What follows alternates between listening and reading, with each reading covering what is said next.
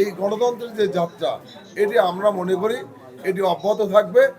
আর কোনোদিন কোনো স্বৈর শাসক ফ্যাসিস্ট বাংলাদেশে এইভাবে রাষ্ট্র কায়েম করতে পারবে না।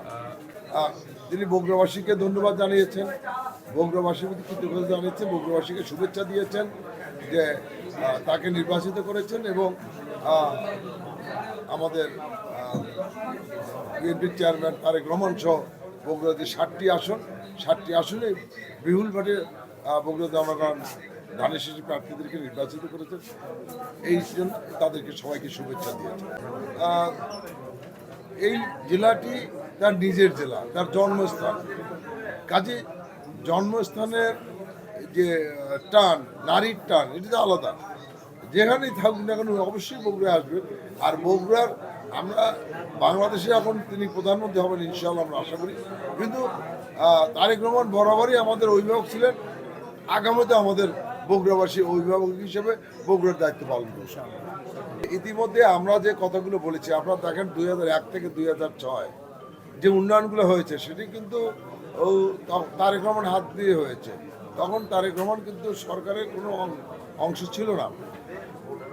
কাজে আজকে বগুড়াবাসীর যে প্রত্যাশা, বগুড়া সিটি কর্পোরেশন, বগুড়া পূর্ণাঙ্গ বিশ্ববিদ্যালয়, বগুড়া বিমানবন্দর, বগুড়া রেল লাইন, বগুড়াকে বিভাগ করতে হবে, যানজট মুক্ত বগুড়া শহর করতে হবে, করতোয়া নদীকে আমাদের প্রিয় নেতা তারেক রহমান সে সময় যে খনন কাজ শুরু করেছিলেন সেটি কিছুটা শুরু হয়েছে, সেটা সমাপ্ত করতে হবে।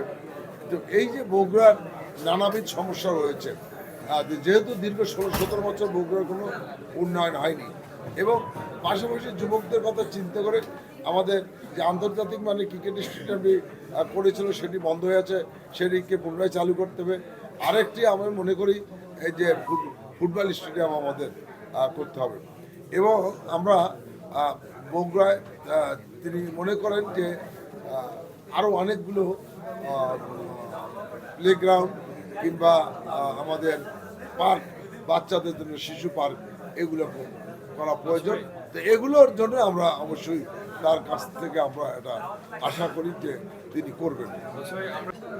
না, বিএনপি যেহেতু এখানে জয়লাভ করেছে এবং হ্যাঁও জয়লাভ করেছে, কাজে বুঝতেই পারছেন আমাদের তো আমরা সংস্কারের সবসময় পক্ষে এবং বিএনপি সংস্কার শুরু করেছে। আপনার যদি 75 সালের পরে রাষ্ট্র ক্ষমতায় বিএনপি এসে সংস্কার শুরু করেছেন।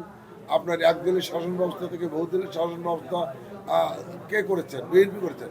এই যে বিরাট সংস্কার, আবার দেশনেত্রী বেগম খালেদা জিয়া যখন প্রধানমন্ত্রী ছিলেন তখন প্রেসিডেন্সিয়াল ফর্ম থেকে পার্লামেন্ট ফর্মে তিনি ফিরে গিয়েছিলেন।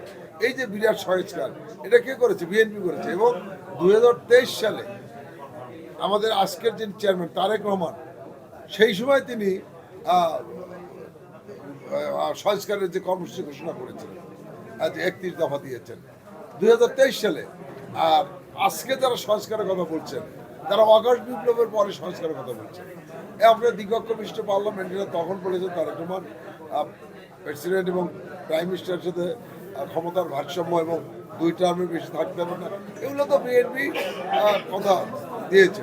কাজেই পর্যায়ক্রমে বিএনপি এগুলো পালন করবে।